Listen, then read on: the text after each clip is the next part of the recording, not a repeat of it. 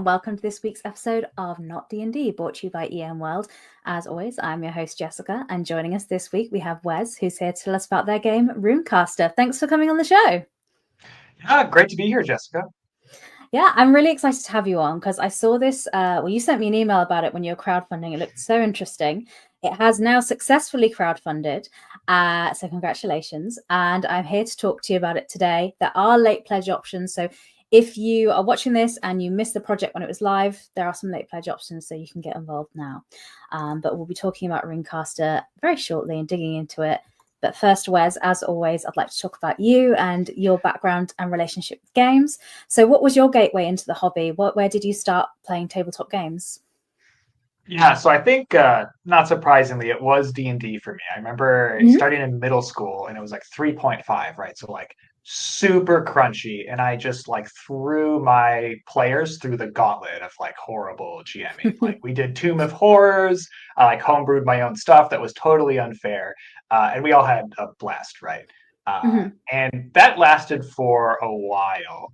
And then eventually I kind of realized like, hey, this system isn't actually really doing what I want to do. And I like to tell these stories, but it didn't really give me the right prompts or creativity to do what I wanted to do, if that makes sense. Yeah. So where did you go from there? Where did you go to next?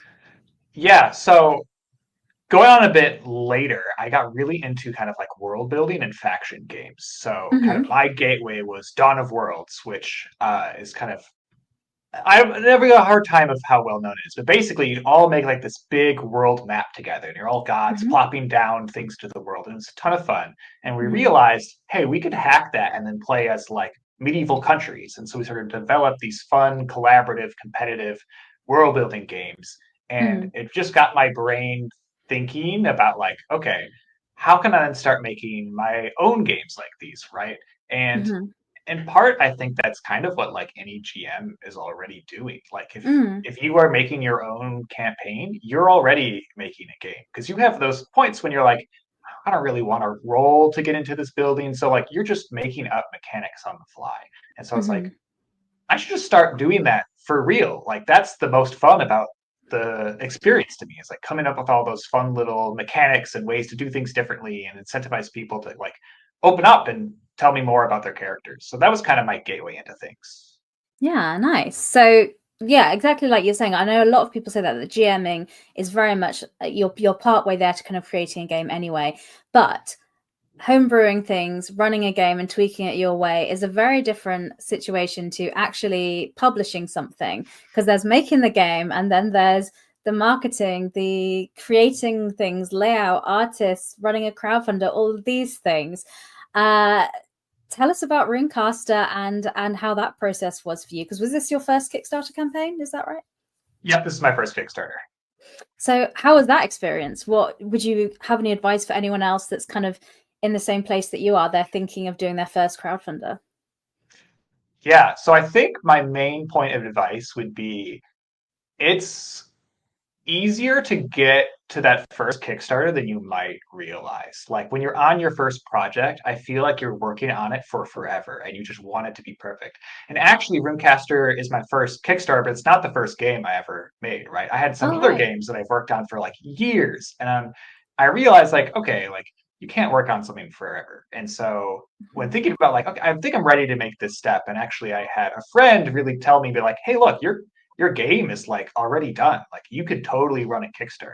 And so I was like, you know what, you're right. And so I just started off, and I like didn't have great expectations, honestly. I was like, I don't know if I'm gonna get $500 on Kickstarter.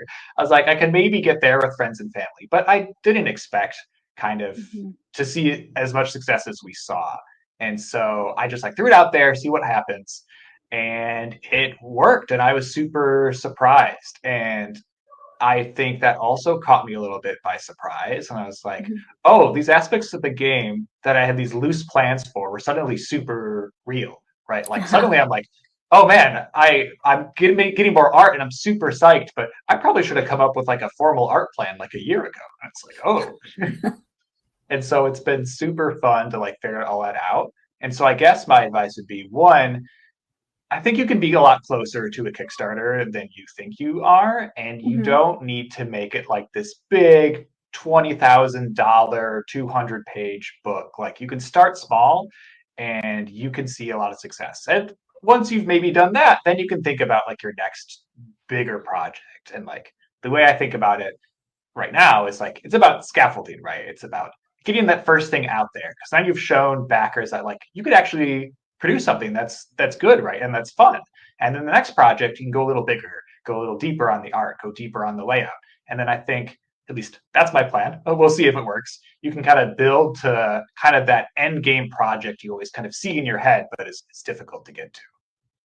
Fantastic. I like that advice. It sounds like Runecaster is your first Kickstarter, but it sounds like there's other things already in the works. But let's get you back another time to talk about those other projects, because right now I would really like to talk about Runecaster.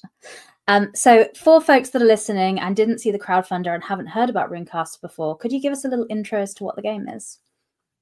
Yeah, so the game has you playing as rookie mages, basically. So people that can cast magic, but by no means are very good at it. And so the vibe is all about like having this explosive failure and learning process, both for Mhm. you as like a literal player, but also for your character. And so it's kind of this fun back and forth dialogue between the GM and the players about like, okay, how does magic work? How do you make magic? And the way you do that is by combining these different runes together to create different spells. And so it creates this atmosphere for like a lot of interpretation about what's happening. So if I combined like a heat rune with a cold rune with a connection rune, what kind of spell does that make? And that's kind of like the fun dialogue that happens in the game. Mhm. And it makes it very chaotic because there's a lot of miscommunication between the player's brain and what the GM is thinking, which is like, Mhm. great, that's how the world works. And like one example of that is when I was playtesting it, one of my players was trying to just kind of like put some sort of replicating rat out of its misery, right? Because it was replicating too much, it was causing a problem Oh no. for the area. And they Okay. put these runes together and they like gave it aggressive cancer and it was like super horrifying, but it solved the problem. But like they just didn't understand how things combined and they had this explosive failure. And then their character is like, okay, I've now learned not to put these together in this certain way. And it's like one step closer to kind of like decoding the puzzle of how magic works. Amazing. Yeah, I think you've described the vibe there as well and the tone. So it's very fuck around and find out, and you absolutely will Mhm. find out. So, what inspired you to make this game? Like inspiration in terms of the tone, the setting, or and even mechanics, which we'll get to in a bit. Yeah, so the tone is definitely Magic the Gathering's Strixhaven. Like in my brain, Hmm. that's kind of what I built this game for. Because I just love that world. I'm such a sucker for some of the worlds they make. So I always want to try to play in them. But I think more mechanically, the inspiration comes from a number of things, but two in particular. One is this game on the DS called Lost Magic. And it's like, I think a throwaway game. It's not very good. But I played it as a kid and I drew little ruins on my DS pad. And I wanted to do that as an actual game. So this is my kind of love letter to that. And then also, if you've ever read The Name of the Wind by Patrick Rothfuss, great book. Hmm. But in that book, the character it's all about like artificy and making magical artifacts. And in that book, the character puts all these runes together and creates something called an arrow catch, which is basically a little device they hang on like a wagon that stops arrows when they get too close. Hmm. And I just thought it was like the coolest creative thing. And I was like, I want a game where people can do that kind of cool creative combinations that really Hmm. forces them to like think about how magic works in this combinative way. Amazing. So let's dig into it with the mechanics. So, how mechanically do we cast spells in the system? So how it works is there are 9 runes that you can combine in any number of ways. So each rune has basically 3 slots. It's got some big slot, the large slot, the medium, and the small. And so depending where you put different runes into that, you produce different effects. Mhm. And so I don't know what the math is for total number of spells. Many. But this is Yes, very many. And basically the way you resolve it is just kind of collaborative narrative between the players and the GM. So Mhm, I lay out basically the scaffolding process for like, okay, go through, tell me how you're thinking about this, how you're using those ruins, and then how you want to cast the spell. So a big mhm, part is that everyone has their own caster, which is basically whatever they use to cast a spell, but it's something that has like a lot of personal meaning to them. And mhm, so you can't just pick up like a stick off the ground and cast magic, right? mhm, And I think my favorite example was one of the characters on a playtest. Their caster was like a pamphlet for the school that they were just so emotionally attached to because they got into the school that they cast all their magic from this little flyer. And that was so funny to me. And mhm, how the players do that and what they use will totally determine the spell. And we lay out a lot of guidelines for like different ideas. And do they mhm, trace the magic directly onto the tree, or do they put it into the air, or do they put it onto themselves? And that I think takes like the very many combinations and it just balloons it to be like super super contextual, which mhm. gets my creative juices flowing at least. Amazing. And I noticed on the Kickstarter you had like pictures of you drawing and things like that. So can people get creative and actually draw them out like in person as a player at the table? Yes. So funny enough, when I first started playtesting this, it was like during COVID, and a lot of my friends don't live near me. And so, we started doing these playtests that were all remote. And the game was really fun. Like, I was surprised how well it was running. Just, when you test something for the first time, you just think it's going to Hmm. fail because that's how it happens. Hmm. Uh, and I became clear to me that the drawing wasn't necessary, right? You could still tell the same story. But when I started having in-person playtesting, especially with people I didn't know, it was really cool that the drawing actually kind of changed the pace of the game. So the way one playtester put it to me is that like when you were waiting for your turn to interact with the narrative, right? You'd be really tempted to pick up your phone. But because you had these drawing implements, people were instead drawing out the spell they wanted to use. And so people were actually like weirdly more engaged because they had something to fidget with their hands, which is something I totally identify with. And Yeah. so I was not expecting that. And I was like, oh, that's really cool. I want to try to do this with more games, give these kind of physical component to it. Nice. I like that. Um, so the runes obviously are a huge part, and like you say, the way people can creatively have so many different options and the way they style it with their character. But we haven't actually mentioned characters that the players will be playing in the game. So when we sit down to play a game, who are we? What will we be playing? Yeah, so I put out a number of example characters. I want to say there's 10 of them in the book. And we had a lot of fun creating these. So I can point to a couple of examples. Obviously, players can make their own characters, and I totally encourage them Hmm. to. It's nice to have some fun examples. And so one I made, and I didn't make most of them, but I did iterate them. But the one that I Hmm. made that I really like is called Zinnia and Taxman. And so this is actually based off a Too Mellow song about someone who finds a book of dark magic and tries Hmm. to use necromancy to basically make money. And then the song is about him failing to do so and basically being run out of town. And so the character is a student who tried to raise the dead and instead raised a tax collector who now follows them around. And so they are basically in this dark bargain with the tax man.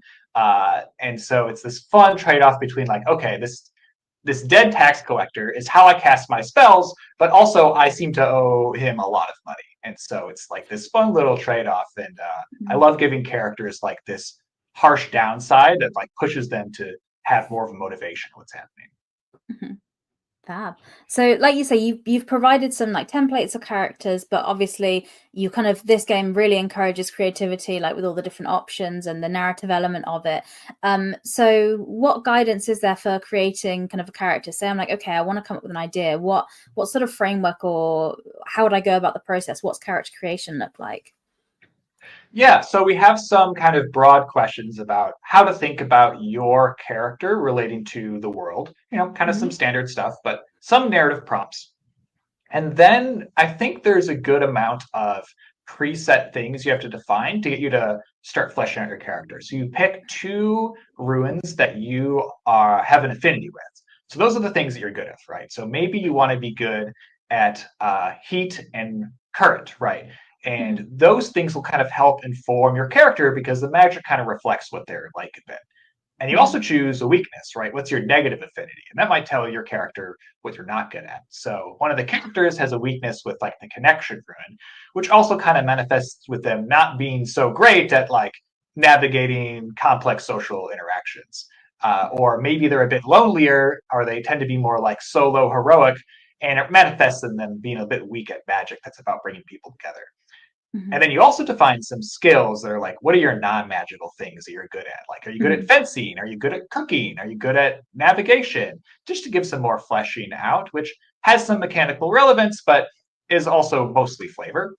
And then you define your conduit, right? So what do you use to cast magic? And because that's so personal, I think it helps like give your character some more depth. So one of our example characters, their conduit is basically some big wooden walking stick that accompanies them on all of their travels, right? So it's just like etched with all this age and wear and tear, and that totally reflects with like how they think about and use magic. And then the final thing, this is getting to the mechanics a bit more, is the quick cast. So that's some sort of spell that you have like memorized. That's your signature spell. You can do it without any sense of kind of catastrophic failure. It might not solve your problems, but you can always do it. It's like your go-to, right? And Yeah. I think that can be really personal for a lot of characters. Yeah, absolutely. Well, it's good to know there is a spell I can do where I know it's not going to be catastrophically bad. So it knows that there is some safety and sense of security in the game. You mentioned earlier with playtesting how, because you've been playtesting since 2020, how you noticed how people drawing the runes became more of a focus in the game. Were there any other things in playtesting that changed or you've edited throughout that process? Yeah, so I think the thing I like most that came from playtesting tangentially was at one point the playtesters were developing all these ideas about how runes might work, kind of without my prompting at all, which is great. But they were like, oh, what if we draw this rune a little squiggly? Or what if we turn it upside down? And in my head, I'm like panicking because I'm like, I have not thought about this. This is not part of the game, but I don't want to crush their spirits. And so after that, I was thinking like, okay, well, there's clearly some more ways to play with this system. And I was already kind of building up the system to kind of scaffold a bit as you like progress your character and you can learn some new tricks to make things interesting because, you know, once you figure it out, some of the novelty is gone. And I came up with this idea of a thesis. So your character through their journey can basically come up with some idea of how magic works, very academic, and develop a hypothesis and thesis and then test it. And then you track their progress. And once they reach a good conclusion, they unlock a modifier rune, which basically they can slap onto a spell to change how it works. Okay, great. So I like the idea of the tired academic as well. We've got some artwork on the screen if you're watching the live stream that you can see as well. And if you and watching the podcast, if you click through to Kickstarter page in the show notes, you'll see some of the images. Speaking of images, a lot of the crowdfunder I noticed was to get artwork because you'd kind of got the game ready and it was mostly funding for art and kind of things like that. So how did you choose which artists to work with and what the game would look like? Yeah, so first thing I was like, okay, if you want something to succeed, it seems what you really need is a good cover, right? There's no way around it. You need this good, attractive cover to bring people in. And so I was looking through a bunch of artists, and one of my co-developers had sent me the info for an artist who was actually local to where my family is from and had worked on this other project. Haley Fisher did some excellent work for Kids on Bikes. And I reached out and she was totally down to do the thing. And it was, you know, like a lot of me sorting through people until I found somebody who just kind of had the right vibe. So I would say it was probably more casual than I should have been, but probably par for the course for a lot of projects. And then we got her on board, and I love all of the art for this book. And there's been some more art that's coming that's not out there yet that I'm super stoked about. She did all of the the character portraits, which are just all wonderful. I love them so much. They're all my children now. And the other artist was someone I knew through friends, Thor Murphy, and his art has been excellent as well. So kind of a combination of making new connections, but leveraging some existing ones to, bring the whole package together. Yeah, well, it's great to see it, and I think you're in the stage now of doing like the layout and getting the art together to get the final kind of product together. So yeah, happening really soon, as I mentioned, like maybe May or June to get it to the backers. And if people are interested, they can like kind of click through and get involved with late pledges at the moment. We talked a little bit about the game, but I haven't really talked about kind of the story and how you would approach it as a games master. So if I wanted to run a game, what would a session sort of look like? What sort of stories are we telling? Yeah, so I think of this game as kind of the perfect way that I particularly want to play a game, for better and worse. And so in that sense, it's kind of a love letter to improvisation. So the way I would recommend prepping a game, which I lay out in the book, so you don't have to take notes or anything if you're watching this and you want to play. Just pick up the book. Got it. Okay. Yeah. Is I like to set myself a number of challenges to give the players. So they're discrete things that I lay out, like here's how I think about this problem, and here are some ways that this problem could be addressed through magic. And then leaving a lot of open space for players to create their own types of solutions. Like trying to think of every problem as some sort of creative problem solving challenge. And then I kind of build the narrative linking those challenges together, basically. So like in the quick start, there's 3 challenges, and basically there is links between them, right? And the focus is on those challenges, and in between them, it's kind of wherever the players want to take it. And I like that because I frankly hate prepping. I'm not very good at it, but I love making all these decisions in the moment and letting the players really take a lot of control over what's happening. So I'm not saying that you have to do no prep, but you can totally get away with it in this type of game. I mean, that sounds good to me. I enjoy a low prep system very much, because I think sometimes you want to get something to the table, but if you got a lot to prepare, it kind of makes a bit of a barrier and you end up not doing it as much as you'd like to. So that's really good to hear. Like you mentioned, it's a very narrative kind of game, and there's like a lot of improvisation from the players. And I guess that means as a games master, you'll need to be kind of reactive to what they're doing. If somebody's new to that style of running games, what advice would you give them to kind of, take it in that direction if that's how they want to start running games, but maybe haven't done it before? Yeah, I think my advice is just well, I guess I don't know what my exact advice is, but just kind of a meditation on this. I think a lot of systems put a lot of comfort in having like the dice decide the outcome for you. And I think if you've ever played that kind of system, which I think most of us have, you've had those moments where you're like, well, the dice say this, but really when you think about the narrative, it feels like something else should happen, right? If I try to abstract myself a little bit and I think about this in some sort of like serial TV show, like what's the most dramatic thing that can happen? What furthers those characters' arcs? And so I would say just like in this kind of game, you're following that feeling as an impulse. And then if you're the GM, I would also say, like, do not be afraid to burn your player characters when something happens, because I think the players need to see those types of consequences as part of the learning process. Like, kind of my hidden agenda is that, like, the whole game is really about what it's like to learn. As someone who does some teaching is kind of my main job, I find that like is a fun connection, and so really try to take these narratives that emphasize the player characters having like learning teachable moments. Don't like kill them, because I don't think that's really the vibe of this game. I mean, you can if you want, but like give them the space to have their own character development. If the characters aren't developing in this game, then I don't think the game is really going to work too well for you. That's good advice. As soon as you said you did teaching in your day job, I was like, I see where the influence has come into the game, like with the academic and the thesis element. I was like, there it is. That makes perfect sense to me as well. I think that's some great advice. So thank you very much for sharing that. Thank you very much for coming on and talking about Runecaster as well. Congratulations again on the success of the crowdfunding, because I know a lot of work goes into crowdfunding a game, and especially when it's your first one, there's so much that goes into it. So I'm really pleased that it funded for you, and that and that it's going to be coming to life and be in the world. As I mentioned before, if people are listening, the link to the project is on the screen or in the show notes of the podcast, so you can go check it out, because the best way to support indie tabletop creators is to buy their stuff if you can. But yeah, Wes, thanks so much for coming on talking about Runecaster. Before you go, I'll ask you the last question I ask everyone, and that's, do you have any other games that you'd like to recommend? Yeah, so there has been a game that I've been really wanting to check out that's made by some local devs here in Chicago, where I am, called Moonpug, which is powered by the Apocalypse game.